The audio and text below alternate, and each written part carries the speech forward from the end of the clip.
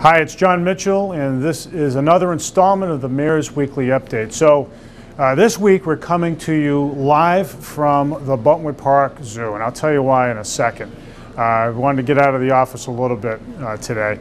But we have two major things to update you on. So the first is the big trip this week, the trade delegation that we took over to England, specifically the ports of Hull and Grimsby, to take a look at their offshore wind facilities, and more specifically the facilities that are used to operate and maintain wind farms, some of the factories that have sprung up in that general area, as well as what it took for local government and business leaders to make it all happen. Now, the ports of Hull and Grimsby are the maritime center, frankly, of Great Britain, have been for a long time. Hull was the largest whaling port in Great Britain, and Grimsby was the largest fishing port in Great Britain. Sound familiar? So we have a lot to learn from them, because these two ports that share a lot in common with us have moved in the direction of offshore wind and have created a lot of jobs along the way.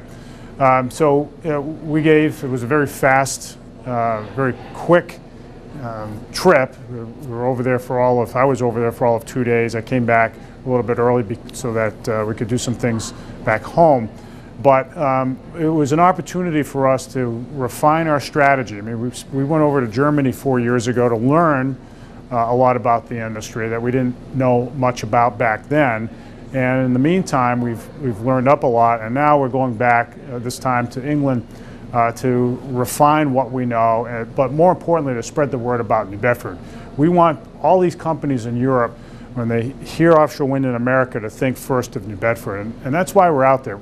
New Bedford's not the only port that is interested in offshore wind. There are ports in Maryland, in New Jersey, Connecticut, and other places that are going to be in the business. But what we do know is that if we get out ahead of everybody else, and we are, that we'll stand a better chance of capturing some of that business. So we're not going to capture all of it for sure. We don't have all the land that we'd like to have available on our waterfront. But what we do know is that we've got some really good land, we've got good infrastructure, we're close to the wind, and that we have an understanding of the industry that allows us to really sell ourselves well to them. So we're going to continue to be aggressive and to get out in front of businesses as they start to come over here to the United States in the next couple of years.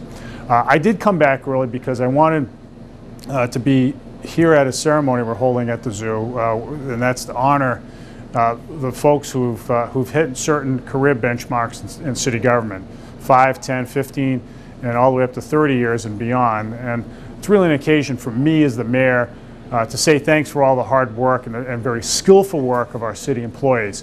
Our city government does a really good job. Long gone are the days when someone used to lean on a shovel and watch somebody dig a hole. That doesn't happen anymore. We have people who get after it every day, whether it's the people who are working on roads or here at the zoo or police or fire, and so many other agencies, too many to name. They work really hard.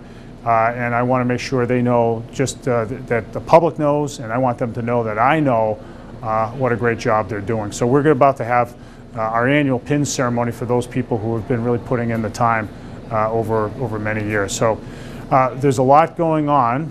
There's a lot happened this week, and one might even say that it's been a bear of a week.